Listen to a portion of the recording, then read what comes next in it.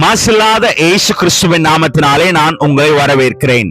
2 கொரிந்தியர் 12ஆம் அதிகாரம் 9ஆம் வசனம் மற்றும் 10ஆம் வசனம். அதற்கு அவர், என் கிருபை உனக்கு போதும், பலவீனத்திலே என் பலன் பூரணமாய் விளங்கும் என்றார். ஆகையால் கிறிஸ்துவின் வல்லமை என் மேல் தங்கும்படி என் பலவீனங்களை குறித்து நான் மிகவும் சந்தோஷமாய் மேன்மை பாராட்டுவேன்.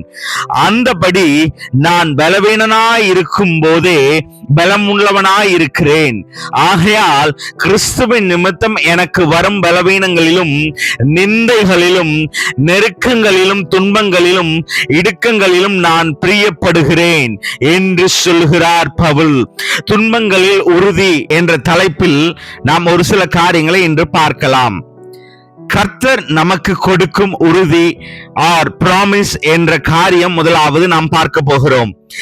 எவ்வளவு பலவீனமா இருந்தாலும் எந்த சூழ்நிலையிலும் புலம்பாமல் துக்கிக்காமல் அவர் கிருபை நமக்கு போதுமானதாய் இருக்கிறது என்று சொல்லுகிறார். அவர் பலன் நம் பலவீனத்தில் பூர்ணமாய் விளங்கும் என்றும் சொல்லுகிறார். யோவான் எழுதின சுவிசேஷம் 9ஆம் அதிகாரம் 2ஆம் வசனத்தில் இருந்து குருடனுடைய காரியங்களை நாம் பார்க்கலாம். சீஷர்கள், ரபி, இவன் குருடனாய் பிறந்தது யார் செய்த பாவம்? இவன் செய்ததா, இவன் பெற்றோர்கள் செய்ததா? இயேசு அதற்கு பதில், தேவனுடைய கிரியைகள் இவனிடத்தில் வெளிப்படும் பொருட்டு இப்படி பிறந்தான் என்று இயேசு சொல்லுகிறார். அவருடைய கிருபையும் அவருடைய பலனும் நம்மில் விளங்கவும் போதுமானதாய் இருக்கவும் நாம் அவரிடத்தில் காத்திருக்க வேண்டும். அப்பொழுது கிருபையும் பலனும் உறுதியாய் நம்மில் இருந்து வெளிப்படும். 2ஆம் காரியம், நாம் அவரில் உறுதியாய் இருக்க வேண்டும். நான் மிகுந்த சந்தோஷப்படுகிறேன் என்று பவுல் சொல்லுகிறார். எதற்காய்?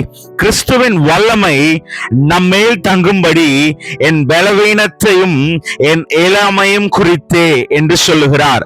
அப்படியே அவர் எல்லா பலவீனங்களிலும் நெருக்கங்களிலும் நிந்தைகளிலும் துன்பங்களிலும் இடுக்கங்களிலும் அவரில் பிரியப்படுகிறார் என்பதாய் அவர் சொல்கிறார்.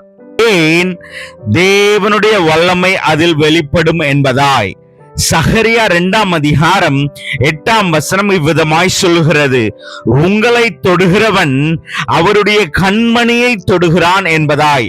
அப்பொழுது ஒன்று விளங்குகிறது, நமக்கு எது நேரிட்டாலும் கர்த்தர் நமக்கும் மற்றவர்களுக்கும் அவருடைய மகிமையின் வல்லமை விளங்கத்தக்கதாய் ஒரு மீட்பை நமக்காய் அவர் வைத்திருக்கிறார்.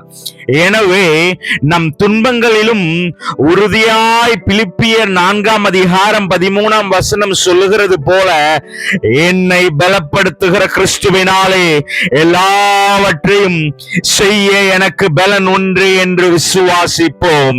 தீயையும் தண்ணீரையும் வறண்ட நிலங்கையும் தாண்டி கர்த்தருடைய பலத்தில் உறுதியாய் அவர் மத்திய வானத்தில் வரும் வரைக்கும் நாம் காத்திருக்க வேண்டும். கர்த்தர் உங்களோடு கூட இருப்பாராக, உங்களை ஆசீர்வதிப்பாராக. ஆமென்.